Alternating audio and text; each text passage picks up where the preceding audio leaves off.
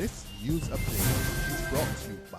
Say hello to Chelsea. Chelsea is a champion surfer, so she's accustomed to moving super fast, which is why she relies on super fast broadband brought to her through Flow's 100% fiber to the home network. It keeps her family sharing and surfing and saving each month. Combined, she bundles her Flow mobile, home phone, and TV services, so she can enjoy much more for much less, and so can you. Visit any Flow retail outlet, call 1-800-804-2994, or visit discoverflow.co to find out more. One-of-a-kind connection. This is how we flow. It's Friday, May 20th, and time for the Barbados Today afternoon update. With the details, I am Fernella Wedderburn. We begin with news of a police breakthrough in last Thursday's murder at Neil's Tenantry, St. Michael. Police Public Relations Officer, Acting Assistant Superintendent of Police David Welch, says a number of persons are currently in custody assisting with investigations into the shooting death of Scherno Rose. The 40-year-old was among a group of people gathered in the area when a number of men approached and discharged a firearm several times. The deceased was shot in his upper torso and collapsed a short distance away and died at the scene. Another man was also shot, but in his left foot, and taken to the Queen Elizabeth Hospital. In other news, some startling statistics about the use of marijuana in the country. According to a recent survey, half of the population has experimented with marijuana and a quarter of those are regular users. However, pollster Peter Wickham told a panel discussion at the University of the West Indies Faculty of Medical Science last night, most Barbadians still want ganja to remain an illegal substance, though its support is growing. We had about 43% of Barbadians experimenting, 32% of Barbadians occasionally using marijuana, and 24% of Barbadians regularly using marijuana. So we're looking at almost a quarter of our population that will say that they regularly use marijuana. A third use it occasionally, and close to half have experimented with marijuana. I should point out also that the more popular drug of choice in Barbados is alcohol, with experimentation being close to 70%, and occasional use being well over 50%, and regular use being 30%. So ganja still has some catching up to do as far as use is concerned. Thank you, brother. Ganja, not marijuana. Yeah. Actual support for the use in December, what we found was that the retention of the status quo was by far more popular. In December of last year, 37% of Barbadians wanted the status quo retained, and that was the single largest group. So among Barbadians, the majority of us want to retain the status quo, that is that marijuana remains illegal. 30% supported a partial legalization, and 15% supported a full legalization. Of course, a partial legalization is legalization for medical purposes or religious purposes, and a full legalization is that anyone can buy it and use it recreationally or alternatively medically, and that only has the support of 15%. Wickham also revealed that despite this, alcohol continues to be the #1 substance of choice for residents. Barbara Daniel Goddard is hoping that the law courts will deliver swift justice for her mother. This after the District A Magistrates Court granted bail to Ariel King, the auxiliary staff charged with abusing her 84-year-old mother on April 28.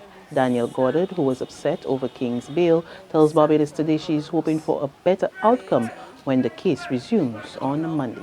Daniel Goddard, who is also upset that the video of her mother has gone viral on social media, is hoping that it serves for a better good.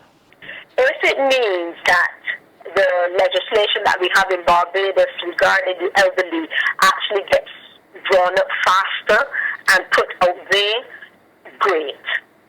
If it means then that care homes and people who work in care homes have to be a lot more diligent, a lot more proactive, a lot more observant, and increase a level of awareness of what goes on and who they employ, great.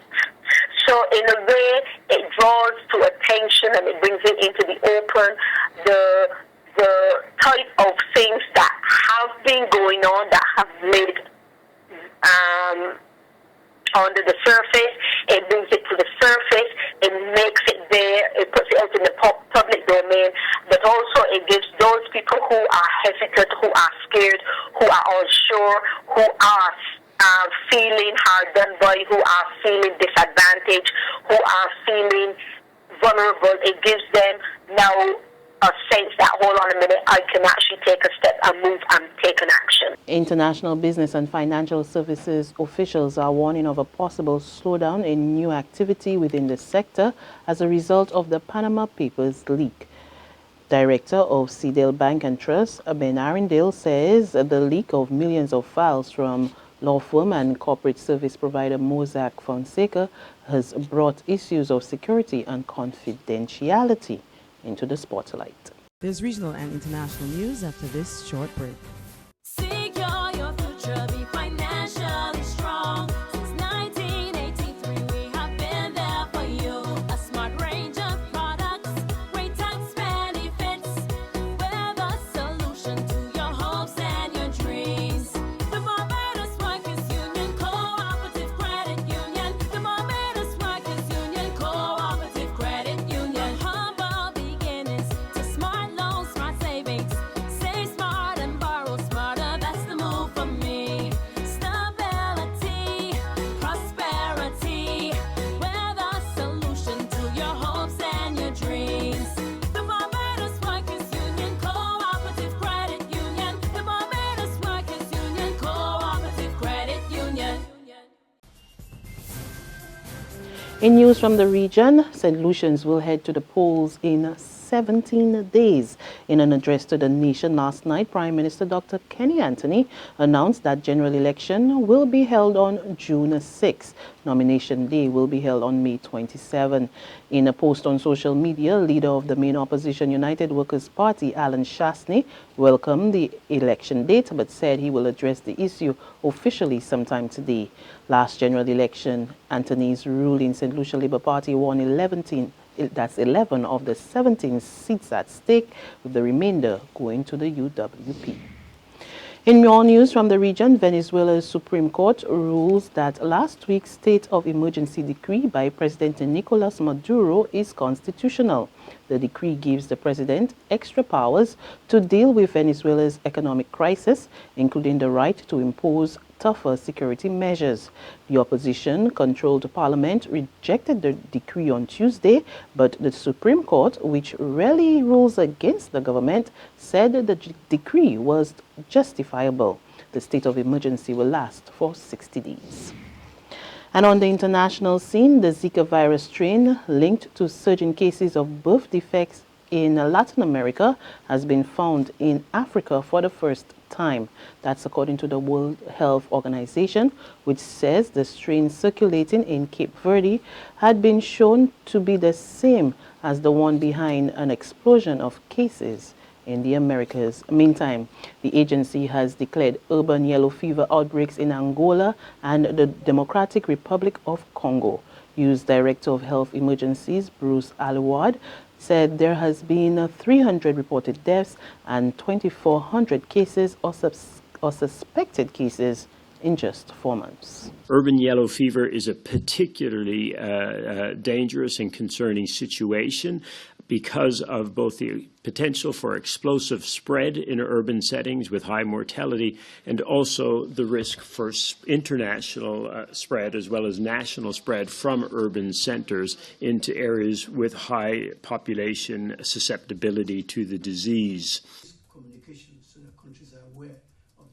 With 2,400 cases or suspect cases in just 4 months, and with the striking in just 4 months, and with the high mortality rate with 300 people dead, reinforced just the potentially explosive nature of this disease and the risk internationally. And that's news, but for the very latest, visit our website www.barbadostoday.bb.